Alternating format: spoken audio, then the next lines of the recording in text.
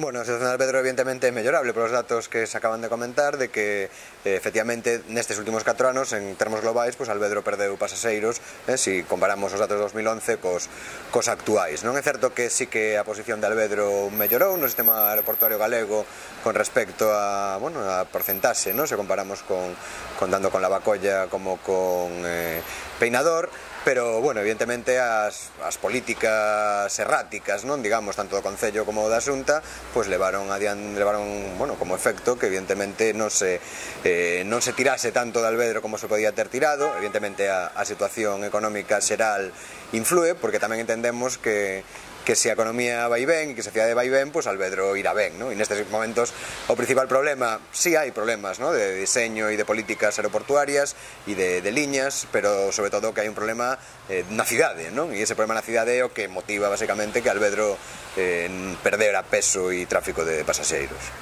A ver, evidentemente o aeroporto de Porto non pode suplir, non? O aeroporto da Coruña porque, bueno, os cidadáns que máis utilizamos máis o aeroporto da Coruña, o aeroporto de Alvedro, somos os da área metropolitana e, bueno, un pouco a parte norte de Galicia, non? Digamos que sería o público natural do aeroporto de Alvedro. Neste sentido, bueno, para facer un voo curto, un voo estatal, o aeroporto de Porto sí que entendemos que non podría sustituir. Si é certo que en destinos longos, en destinos transoceánicos, incluso en destinos europeos, o aeroporto de Porto sí podría ser unha alternativa a Madrid ou a Barcelona para os cidadáns de Galicia, non? E aí sí que entendemos que debe haber, se debe ter en conta o aeroporto de Porto dentro dese plano aeroportuario do eixo atlántico, non? Aí sí que entendemos que habería. En canto ao resto dos aeroportos, pois non sei que defendemos a complementariedade dos 3 aeroportos, non? 3 aeroportos galegos en tan pouco espacio, en tantos poucos kilómetros, non deberían competir entre sí, non? Sino deberían especializarse, deberían intentar, polo menos nos destinos máis longos, ser complementarios e, repito, non competir entre sí, porque isto o único que beneficia é as compañías aéreas, pero normalmente non os usuarios. Non, hai que valorar se realmente as condicións de seguridade do aeroporto se cumplen ou non se cumplen. Isto, evidentemente, é un tema técnico donde, bueno, efectivamente os cargos na administración deberíamos ter pouco que dicir. O que sí é certo que se nun principio se promete algo e se nun principio se di que esa longitude de pista é necesaria, pois o que se debería explicar é por que agora esa non é necesaria, non? O que antes sí era necesario. Por lo tanto, merecería unha explicación e dar razóns de por que isto se fai así ou non.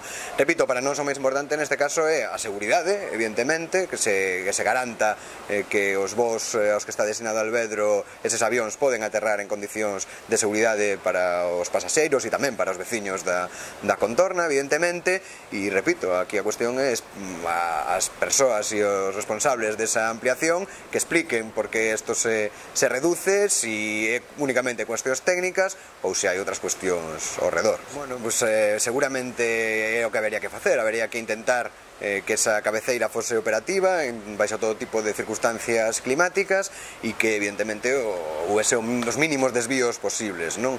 Evidentemente o aeroporto de Alvedro está onde está, as condicións aí de vento, néboa, etc., en fin, non son novas, non son deste ano nin do ano pasado, por tanto sí, debería facerse esa planificación e esas axudas instrumentais, porque, repito, non os usuarios que unha e outra vez se ven obrigados a desviarse a Santiago, etc., bueno, pois evidentemente deixarán de usar o avión se iso é unha situación sostida no tempo, co cal evidentemente pois lle restará usuarios e fará que a inversión en Alvedro, por non gastar un poquinho máis, pois é unha inversión inútil. Bueno, nos parece que o principal é o enlace da autoestrada, non? Isto é algo que, en fin, a calquera veciña da Coruña lle sorprende, non? De que despois de tantos anos donde a autoestrada prácticamente rodea, non, o aeroporto, pois non se faga ese investimento, que sería un investimento mínimo, que, sobre todo para a xente que ven de fora, pois evitaría, non, ter que entrar na cidade ou ter que atravesar os espacios urbanos que hai ao redor do aeroporto para chegar efectivamente a Alvedro. Eso parece, non, de sentido común, parece que entendo que non debería ser un investimento tan costoso e, bueno, creo que é prioritario respecto a outros que pode haber nestes momentos en Alvedro. Bueno, o primeiro das subvencións é que deberían ser transparentes, non?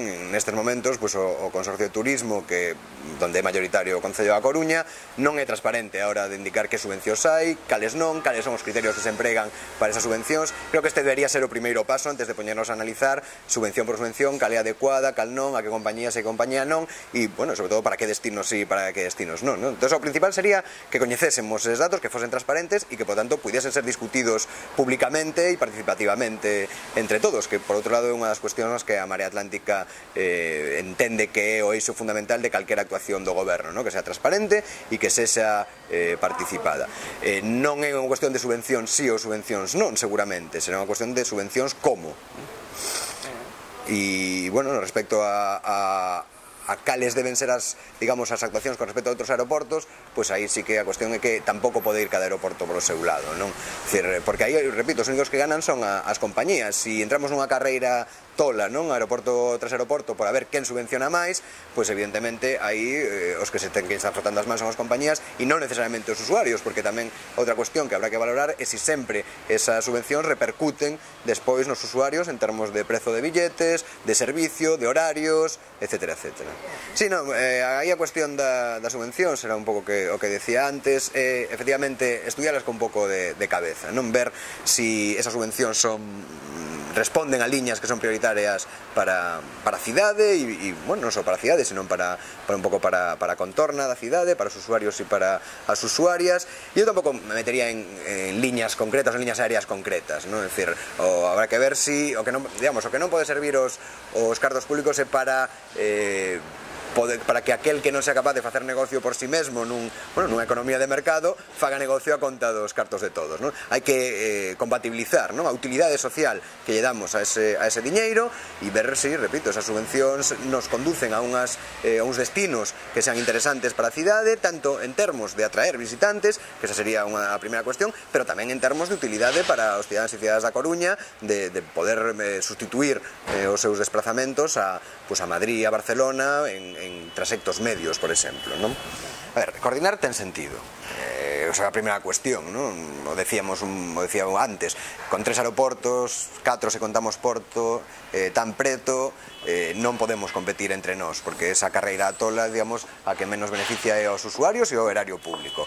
Agora ben, o certo é que o que nos chamamos coordinación, o que a Xunta chama coordinación, en moitos casos debería telo chamado clientelismo, non? Porque baixo ese paraugas da coordinación, o que se utilizaron son os 3 aeroportos para beneficiar ao goberno de turno cando fixese falta, non? Cando fixo falta beneficiar a Santiago, se beneficiou a Santiago, se utilizou a Coruña, se utilizou a Vigo, en eses termos, non?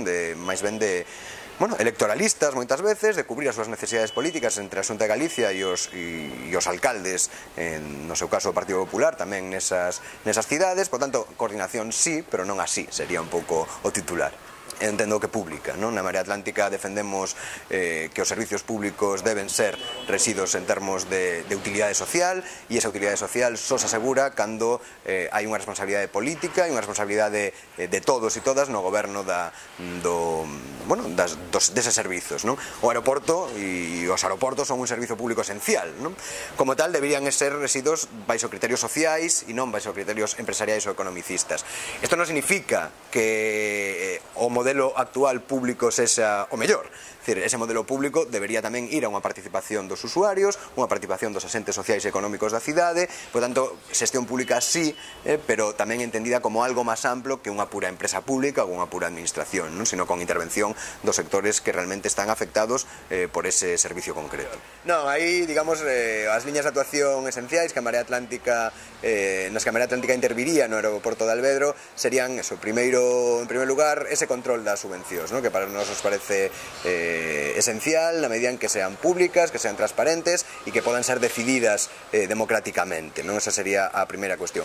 E a segunda é tomarnos en serio o tema da coordinación aeroportuaria, non? Alvedro só sobrevivirá a medio e longo prazo si ten un espacio propio dentro do mapa aeroportuario galego e estatal incluso, non? E do eixo atlántico, evidentemente. Por tanto, nos camiñaríamos con lealdade cara a outras administracións por este camiño, non? Por o camiño de coordinar, de especializar o aeroporto. Evidentemente sempre habrá certos destinos que sexan dificilmente renunciables, Barcelona, Madrid seguramente algún outro dentro do Estado, Lisboa a lo mellor debería ser un destino que se priorizase, non?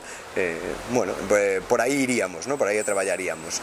Seguramente nestes momentos Alvedro non necesite de grandísimos investimentos, habería que en todo caso non son investimentos do Concello, non serían investimentos principalmente do Concello, pero nós desde logo si apostaríamos por Alvedro, pero sin populismos, non? Sin utilizalo de xeito localista ou de xeito electoralista, sino para darlle servicios aos cidadáns e cidadas da Coruña, que é do que se trata.